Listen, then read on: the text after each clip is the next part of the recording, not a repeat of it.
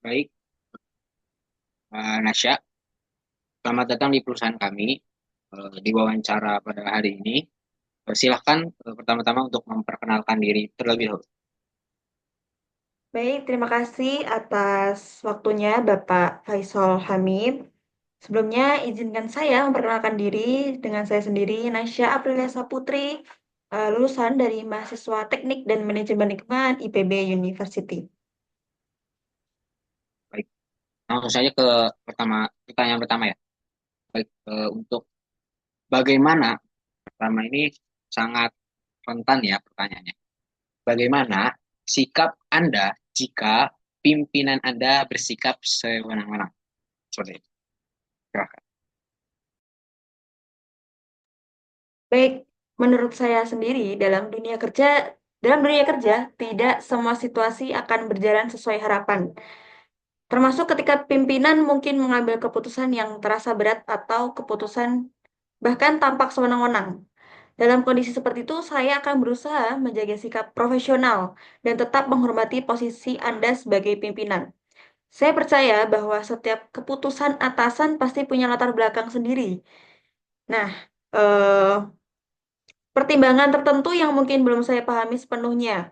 Maka langkah pertama yang saya lakukan yaitu berusaha untuk memahami dulu alasan di balik keputusan tersebut. Mengapa beliau mengambil keputusan tersebut, dan saya akan mendengarkan terlebih dahulu, mencatat, menahan emosi diri, dan tidak bereaksi secara emosional. Namun, jika setelah saya pelajari keputusan itu ternyata menimbulkan dampak negatif terhadap pekerjaan tim, saya akan mencoba berkomunikasi secara sopan dan terbuka dengan atasan. Saya tidak akan menentang atau mengkritik secara frontal, tapi akan menyampaikan pendapat dalam bentuk saran atau pertanyaan yang membangun.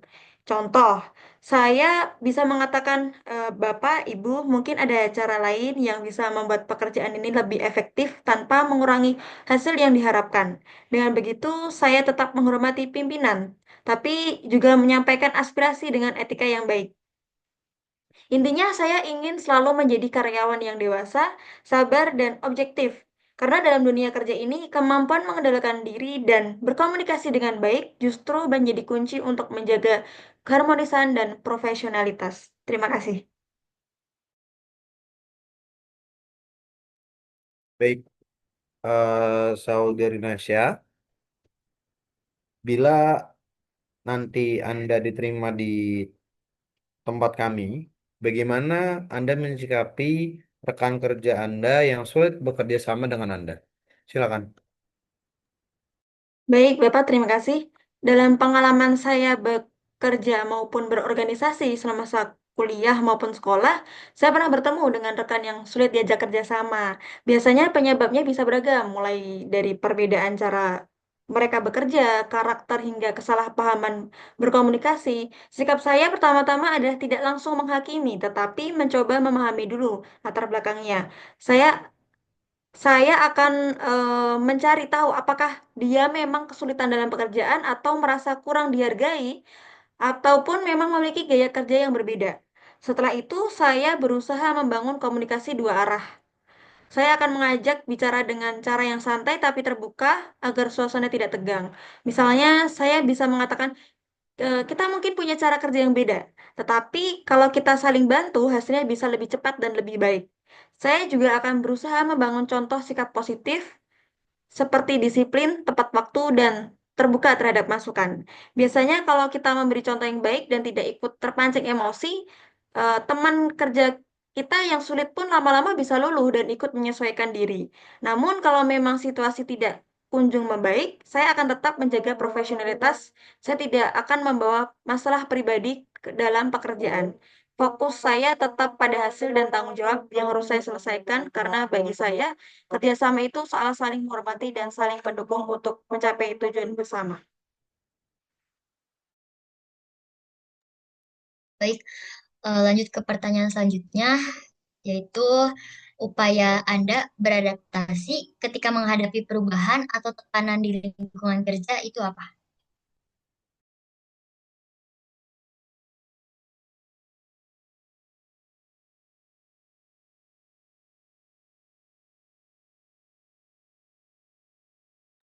Apakah suara saya terdengar?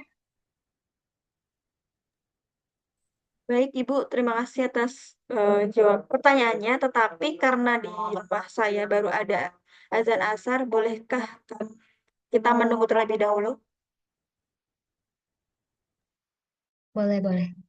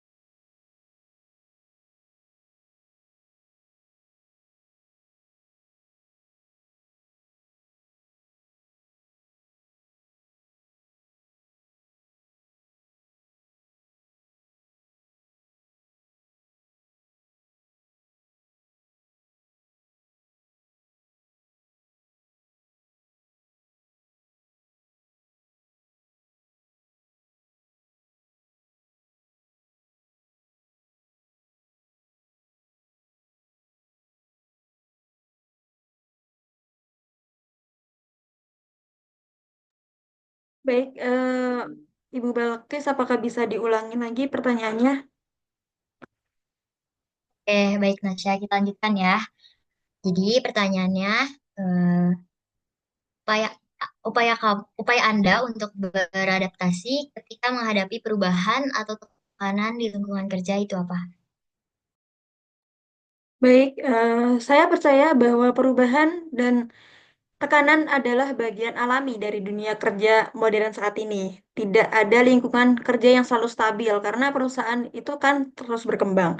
Target berubah dan teknologi pun terus bergerak maju. Saat menghadapi perubahan, saya berusaha tetap tenang dan berpikir terbuka. Saya tidak menolak perubahan, tapi mencoba memahaminya. Karena perubahan ini, kenapa perubahan ini dilakukan? Ya karena manfaatnya bagi tim dan perusahaan ini eh, baik gitu loh. Saya biasanya juga membuat strategi pribadi untuk beradaptasi. Misalnya ketika ada sistem baru atau aturan baru, saya akan belajar mandiri lewat membaca panduan atau bertanya kepada rekan yang sudah lebih paham ataupun yang lebih tua atau senior. Saya akan belajar saya tidak malu belajar karena saya percaya kemampuan adaptasi adalah bentuk profesionalitas. Saat tekanan datang, entah karena deadline atau beban kerja, saya akan mengatur prioritas dan waktu. Saya buat daftar pekerjaan dari yang paling penting hingga yang bisa menunggu. Selain itu, saya juga melatih diri untuk tetap fokus dan tidak panik. Saya percaya tekanan justru bisa melatih mental dan kemampuan manajemen waktu saya dengan bersikap positif dan mau belajar, saya bisa melewati situasi apapun dengan hasil yang baik. Prinsip saya adalah bukan tekanan yang menentukan hasil, tetapi cara kita yang menghadapinya. Begitu, Ibu.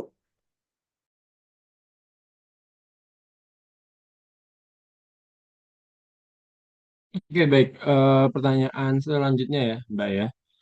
Ketika Mbak sendiri merasakan demotivasi gitu ya, apa yang bisa Mbak lakukan agar pada pekerjaan Mbak sendiri itu tidak terdampak gitu? Bagaimana Mbak mengatasinya? Nah, terima kasih Bapak Yahya.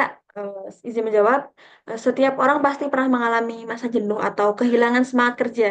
Saya juga manusia biasa yang bisa merasakan demotivasi, tapi yang penting adalah bagaimana cara saya mengatasinya agar tidak berpengaruh pada performa kerja.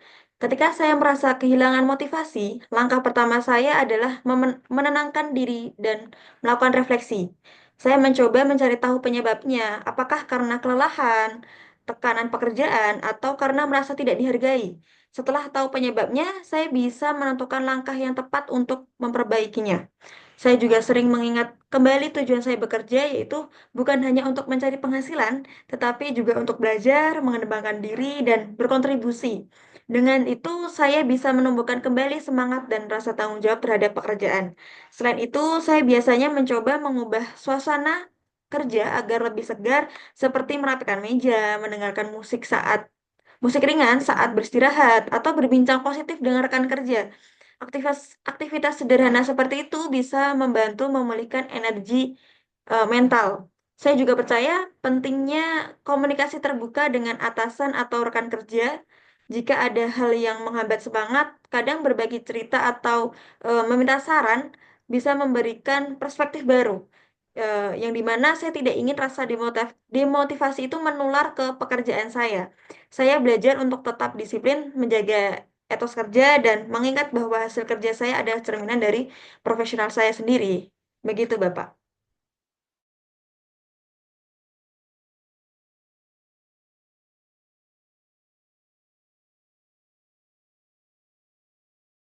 Baiklah, Saudari Nasya, untuk pertanyaan terakhir.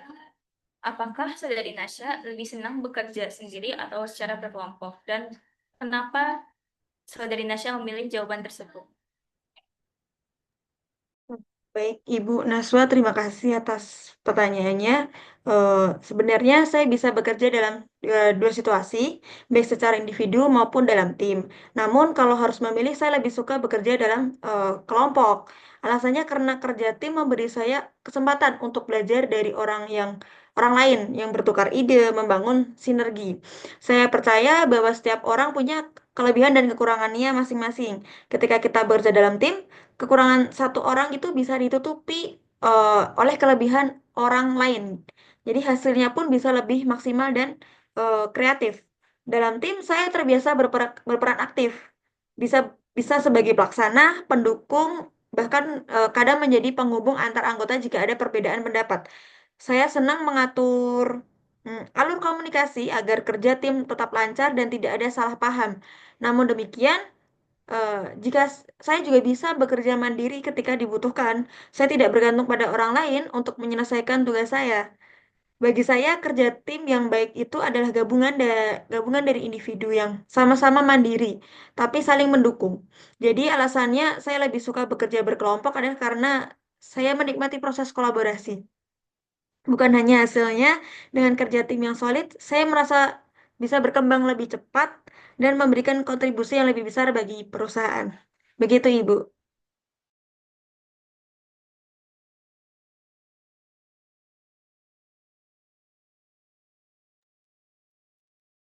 Baik, mungkin sudah cukup ya. Baik. Eh, Terima kasih Saudari Nasya telah menyempatkan untuk wawancara ini. Semoga kabar baik dari perusahaan kami tentunya akan sampai pada Saudari Nasya. Terima kasih atas waktu. Terima kasih kembali Bapak dan Ibu semuanya.